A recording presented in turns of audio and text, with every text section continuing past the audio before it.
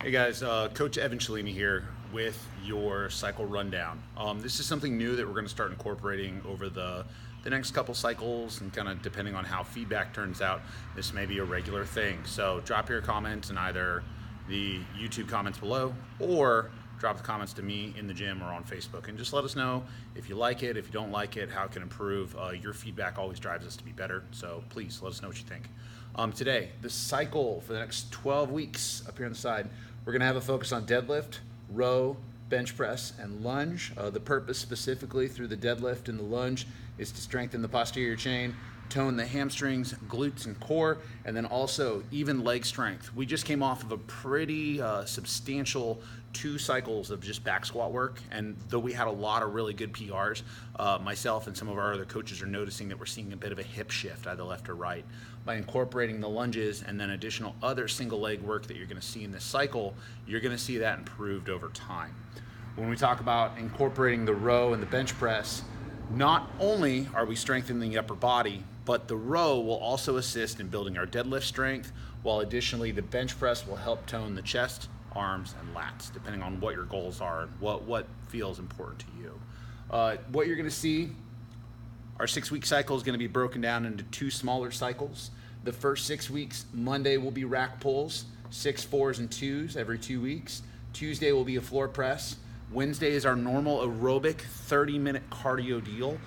Just thinking about proper utilization of oxygen, strengthening mitochondria efficiency, strengthening the lungs, the heart rate, getting you comfortable with sweating and moving.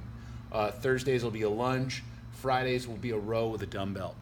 The movements for this 6 weeks were chosen because either A, they display a shortened range of motion and they let an athlete kind of feel the movement a little bit better in the case of the rack pull and the floor press, or with the lunge and the dumbbell row, it's that single side, which helps us even out any left or right imbalances that we may experience in an athlete.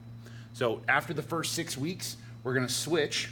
We'll have the rack pulls and the floor press, that kind of motor pattern, move to later in the week, whereas the Thursday, Friday will switch to Monday and Tuesday.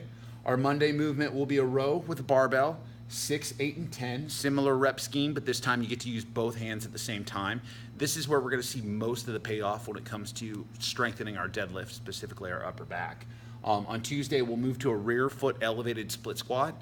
This requires more flexibility, more coordination, and more balance than a lunge. So we don't want to incorporate it at the front of the cycle where it may be a little bit too difficult for some athletes to grasp. But by the end of this cycle, they should have a firm foundation on which to work. Wednesday will remain our same cardio, aerobic, 70 to 80%, 30-ish minutes. You might see some 35s, you might see some 25s, you might see even longer than that. We don't know. It kind of depends on what we see as coaches and what you guys need as athletes. Thursday we'll go on to our traditional bench, 6, 4, and 2. Friday will be a 6, 4, and 2 deal. Around this time, kind of the last 2 weeks, probably the last week or so, we may give some athletes the green light to go ahead and set a maximal attempt. And what we're trying to do here is we're not trying to hang our hat on, we are what we bench, or we're not trying to tie our identity onto us being a certain number that we can lift.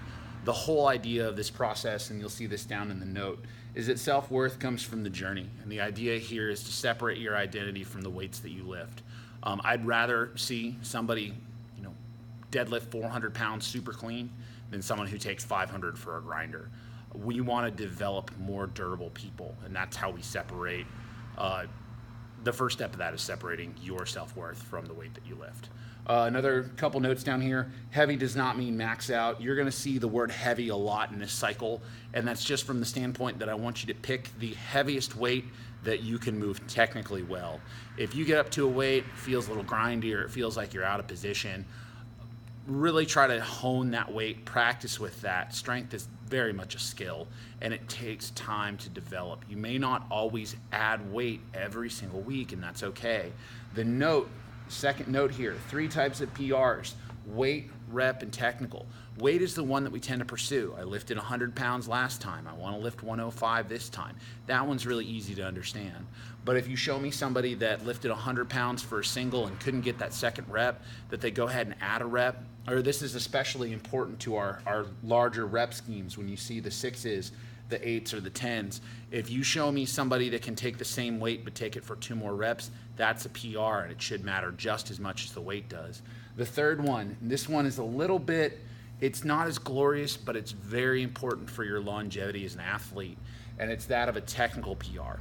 If I have an athlete that moves a certain weight and they barely make the lift and it's a grinder and it's a lot of effort for them, if we fast forward 6 weeks and they take that same weight for an easy, clean, smooth rep, you may say it's the same weight, but I say you moved it better. And that PR is going to be really important for you as you develop as a lifter, as an athlete, as a mover in general. So think about not just how much weight and how many reps you do, but also how technically well do you move, because that's going to pay dividends when we talk about staying in strength sports even longer. This is just a quick rundown. Feel free to drop any questions in YouTube below, or if you have other questions, hit them with me at the gym and we can do a follow-up on this video. Once again, your feedback drives our progress. Once again, this is Coach Evan with Sand Dunes Strength Conditioning, sanddunesSC.com, signing off.